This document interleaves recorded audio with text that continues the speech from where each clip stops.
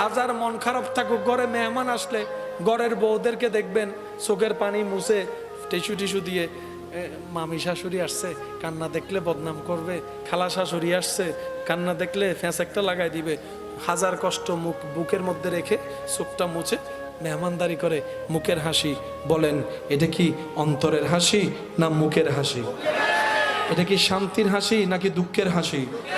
পৃথিবীর হাসি নিয়ে যদি গবেষণা করেন দেখবেন যে বেশিরভাগ হাসির মধ্যে রিয়েলিটি, সবগুলা হচ্ছে কেমন যেন একটা ফেক, আর্টিফিশিয়াল।